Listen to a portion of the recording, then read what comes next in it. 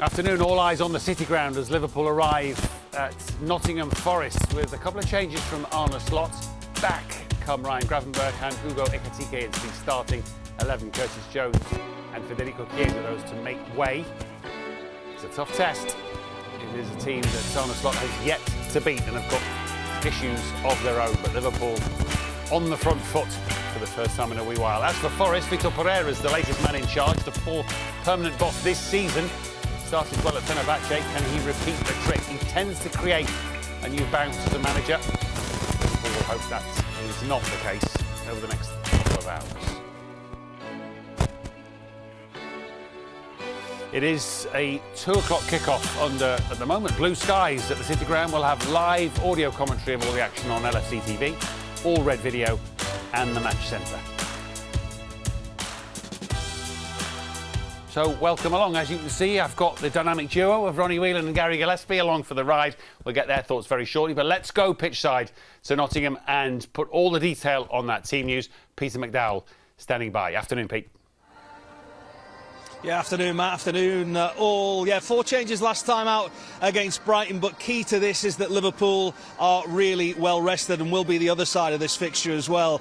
So for once, a pleasant headache or two for Arne Slot to get his head round for this one against Nottingham Forest today. So let's confirm that in full for you, that team then. And as Matt mentioned there just a short time ago, 2 changes from that team the other day in the FA Cup. So Alisson in goal, Virgil van Dijk, how key might he be in the opposition penalty area today? Forest have conceded 13 goals from set plays this season. He could be rubbing his hands together. His 27th Premier League start this already for Virgil van Dijk. Then it goes Kanate and Kerkez. Florian Wirtz, that's his 26th Premier League game this season. 4 goals and 2 assists in his last 10 games. It looks as though Dominic Szoboszlai is the man entrusted in that right back position again. He's had a hand in 8 goals in his last 11 away from Anfield. 5 goals and 2 assists in his last 8 in all competitions for him as well. McAllister and Mo Salah fast approaching 100 Premier League assists. Got his 92nd at Sunderland. He's already level now with Steven Gerrard, and he could go outright as the most Premier League creative, if you like, in Liverpool colours. Looking for his first goal here. 4 assists in his last 5, but no Premier League goals in 8 now, which is obviously foreign territory for Mo Salah. And then Gakpo, Ekitike with his 10 Premier League goals, and Gravenberch back in the 11 again. Subs bench: Mamardashvili, Gomez, Chiesa, Jones, Robertson, Nioni, Ramsey, young Kieran Morrison, who's been so impressive in reserve team football in recent months as well, and Engamoa completes that Liverpool substitutes bench. It's glorious here at the City ground, and we're in the company of David Thompson, former Liverpool midfielder. Afternoon, Tomo. Afternoon, Peter. Reaction to that team first of all. Looks as though Dom is the man entrusted in that right back position again. Are you slightly surprised by that? I am a little bit surprised today, actually. I think, if you look at the wingers that Dom's going to be up against, possibly Hudson-Odoi, maybe Amari Hutchison. Good, real tricky wingers. So I think for Dom, defensively, he's going to have to be on his mettle today. But I think it's what he brings going forward from that position. You know, he can turn defence into attack, exactly like Trent used to do. So he's an asset anywhere on the pitch. It's a bit of a shame for me, really, because we lose his ability in midfield. And, you know, he's establishing himself as one of the world's best midfielders right now. Where Arne Slot is concerned, you know, this is a tricky location. We'll talk about that in detail a little bit later on. But in the 19 games that he talks about, only 2 defeats. He thinks they were narrow defeats as well for Liverpool. He feels probably that this is the best version of Liverpool he's seen this season so far. I tend to agree. I think what we've seen over the last couple of games, particularly, you know, the Sunderland game, even the spells at the second half of the Man City game, the Brighton game as well, there was like a return of the identity. There was spirit, there was fight, there was interchanging, there was good passing movements, and there was goals. And you know, we look like we've really tightened up in the set piece area as well. So you know, there was positive shoots there. But this is a tricky game. It's not going to be an easy game. Yeah, you say the sun's shining, but it's very blustery here. So you know, we're really going to have to be on our mettle today, and it could be a sticky fixture. Maybe key to that is they did so well at Sunderland. Not only the conditions that were a lot worse than this, but also the crowd. They're going to play a big part today, aren't they? Keeping the crowd quiet like they did at Sunderland is going to be key today. Yeah, the last couple of times I've been here, you know, this crowd really gets behind the team. So we are going to have to try and stifle them a little bit. I think it's just doing the right things. Again, keeping possession of the ball, you know, moving it quickly and creating chances.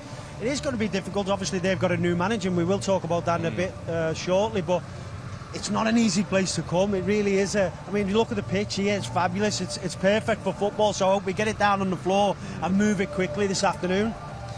You mentioned the new manager. We could have done without that, couldn't we? For this to go on a few more weeks before you get that bounce. Yeah, absolutely. And also they had a great performance in midweek, didn't they, in Europe? So they'll be buoyed by that. I think all he's done is he come in, you know, he's not had much time with the team, but he's come in and he's taken the shackles off them, just told them to go and enjoy themselves, show a bit of spirit and desire, and, you know, that's what they've done. I'm sure they'll bring it here today. We mentioned, you know, how key that back line is and maybe that vulnerability from set plays. How key is that front three for Liverpool going to be today? They are in that best goal-scoring run that they've had all season so far. Yeah, it is going to be key, and I think also what else is going to be key. I mean, you've highlighted set pieces there, and absolutely, you know, you're spot on in doing so. But I think what is going to be key today is what we do out of possession. You know, can we press them high up the pitch? Can we get after them? And if we can't get after them straight away, can we get back into that mid-block and consolidate a little bit? I think what concerns me most this season is when we haven't done the right things in transition or off the ball. We've not closed down quick enough, or someone's been a little bit lazy, a little bit lapsed. That's when we've, you know, left ourselves wide open. Hoping today that we can keep a good organised structure off the ball.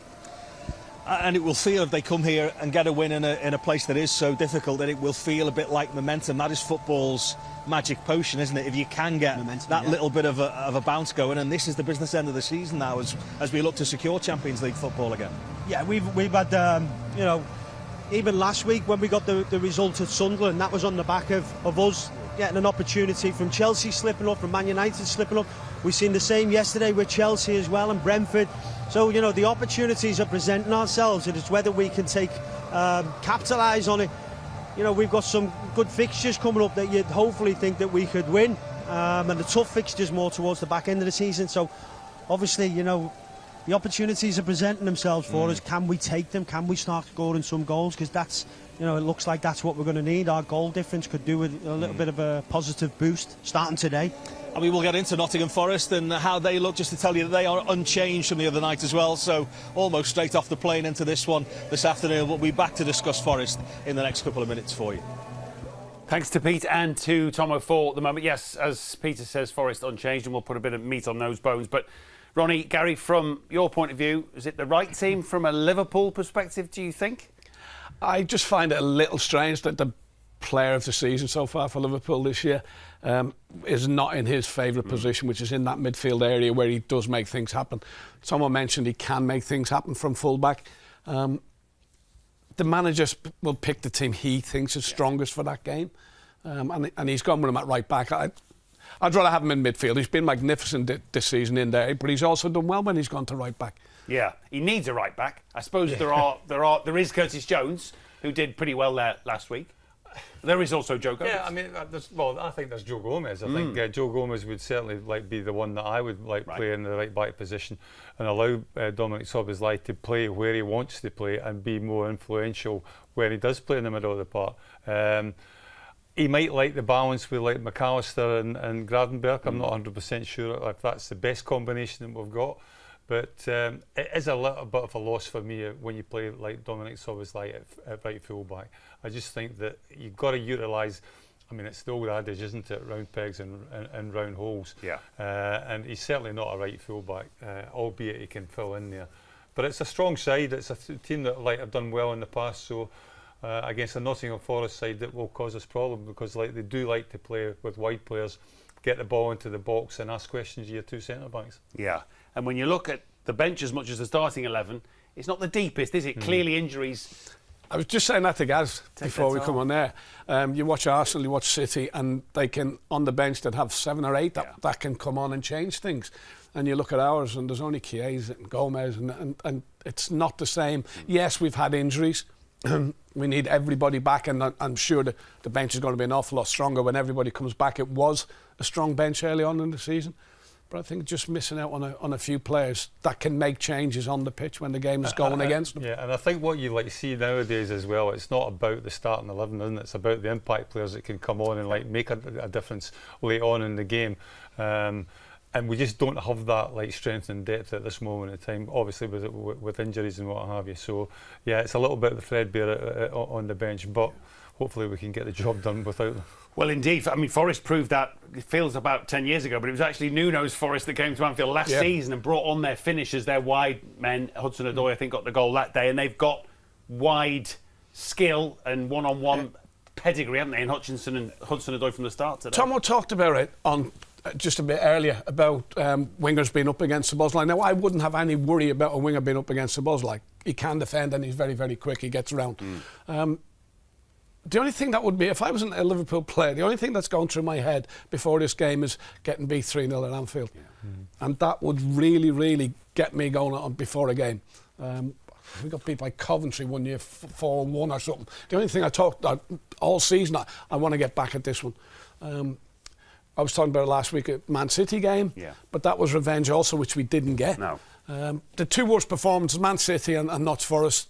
I would just want to get back and get a good result today if I was playing. And it was noteworthy again. He has these little bugbears on a slot, and he mentioned it again in his press conference, I think, on Thursday. Not beat Nottingham Forest yet. It's a team that has evaded him through all the different managers. He hasn't got. Yeah, I think that he's only played them 3 times, I think, or something like that. But I think when you look at Liverpool's form down here at the City ground, I think it's 1 win out of the last 15 league visits that we've been there. So, you talk about going to places like St James's Park, really tough place to go. You talk about maybe even going to Selhurst Park, play Crystal Palace, tough place to play. But we always seem to do well in these situations. Nobody really talks about how difficult it is to go to Forest, but that start 1 win in the last 15 league visits suggests that this is a really tough place for Liverpool to get a result. Bigger picture, if we look at that race for the top 5, Villa and Chelsea did Liverpool a bit of a favour yesterday, didn't they? But we have to win then. When we keep getting favours by other teams, it's now we've got to go win this team.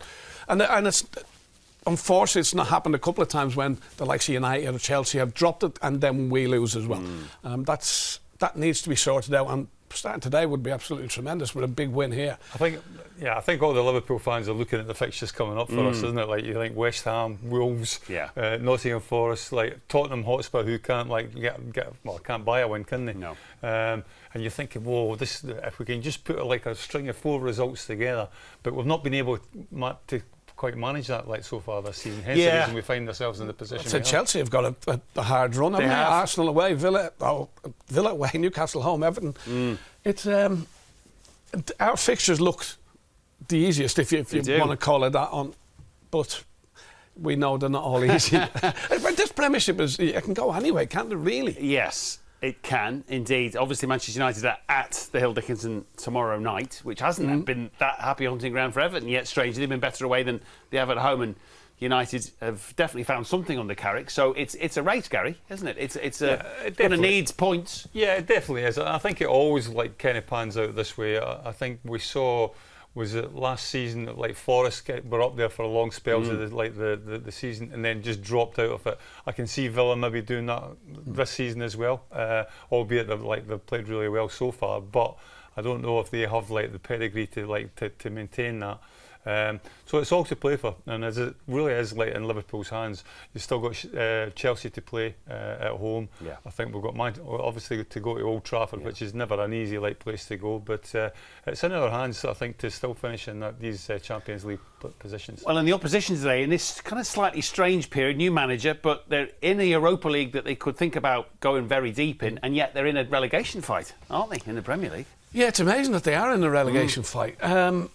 I don't know what it is. Obviously, something to do with managers because they keep getting sacked.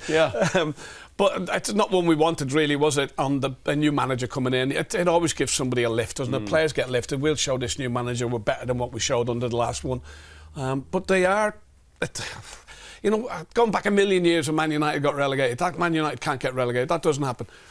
Notts Forest, they'll be saying, no, they'll be all right. I worry about Notts Forest. I don't worry about them, but I'm thinking, they could easily. Well, I mean, looking at that, I mean, they're 20 points worse off at this stage of the season than when they were last season. Wow. Which is a massive drop-off, isn't it? And hence the reason that's probably why they've gone through 4 managers or 3 managers.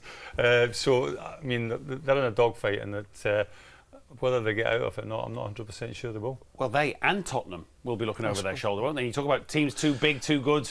Look at West Ham, they've come through the last few weeks and they've got a few wins, and now they're nearly out of it.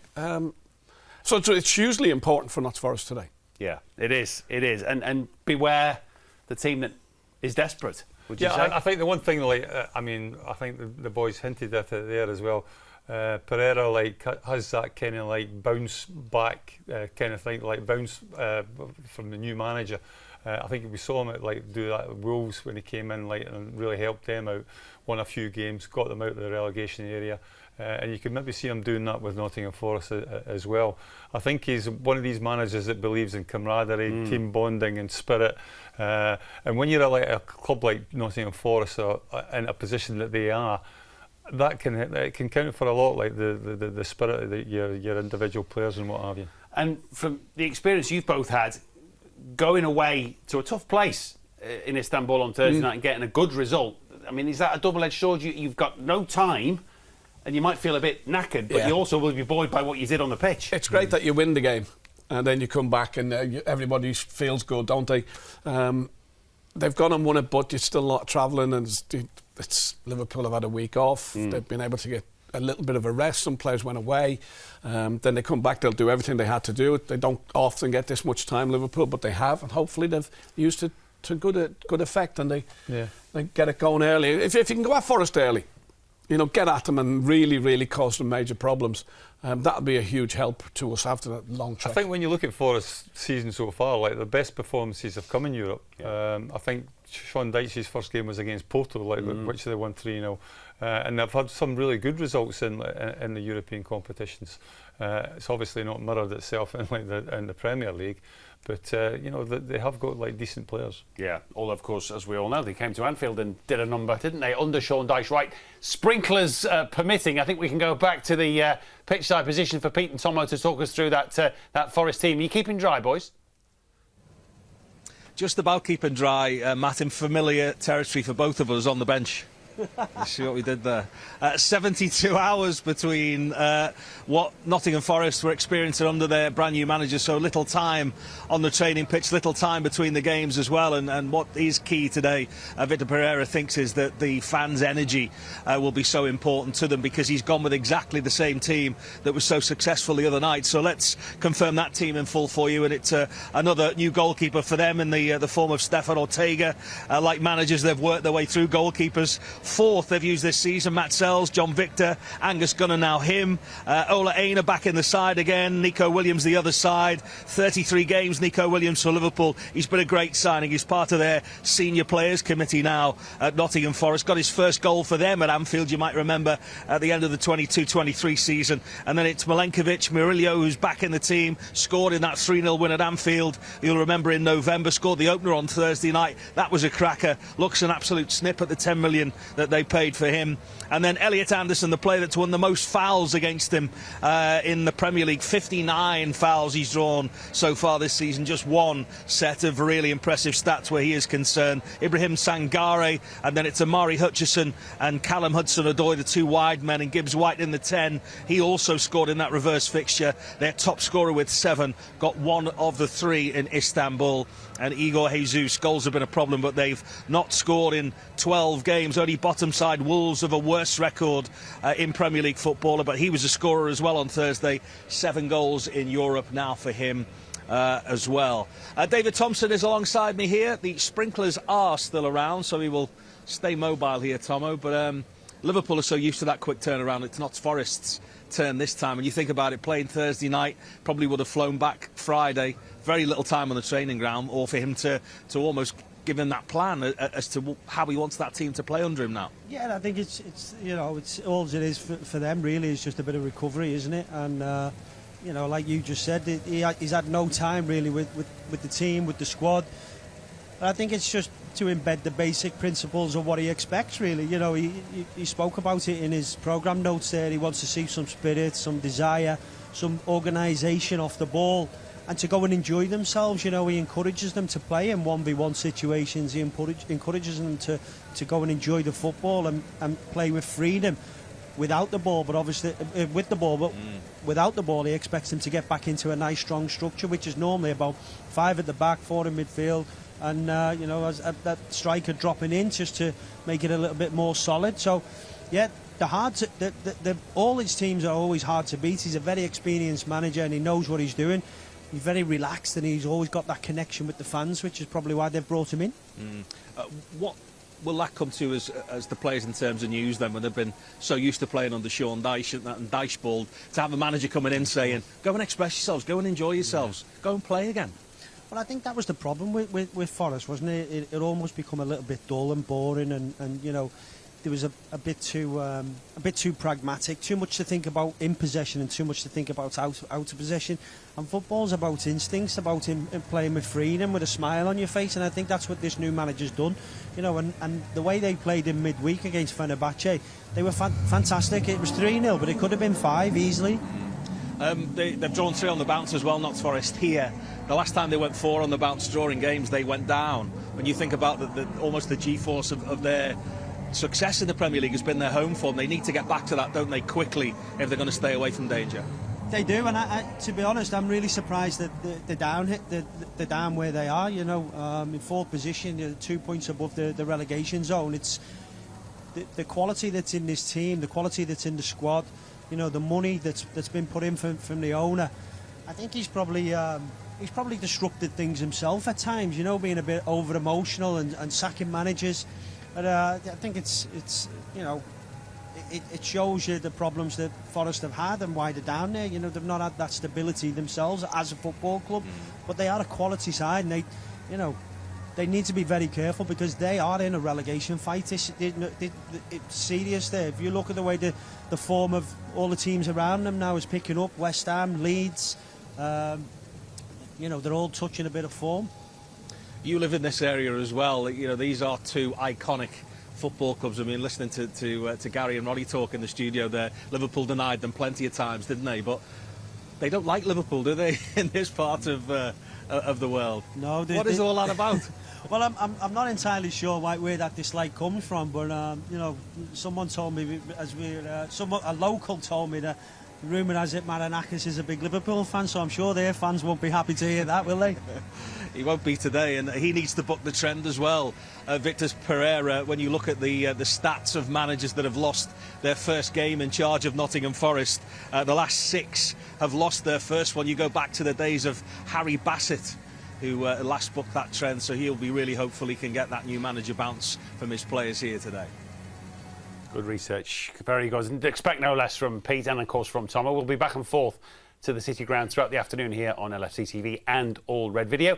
Time for us to leave those of you watching on social media now, but if you do want to stay with us, you can find details on how to sign up to become a subscriber online at liverpoolfc.com/watch. Coming up then before kickoff, we'll hear from both head coaches. Phil Thompson will be in the commentary box with Steve Hunter at 2 o'clock. And Tomo, that's Phil, not Dave, will then join myself and Gary for all the analysis after full time. And that post-match show will be available to listen to later on in the Reaction podcast. The full match replay then goes out at midnight. So I hope you're making notes where appropriate here. There is extra analysis with Neil Mellor in the review show tomorrow at 6 p.m. We've got you covered.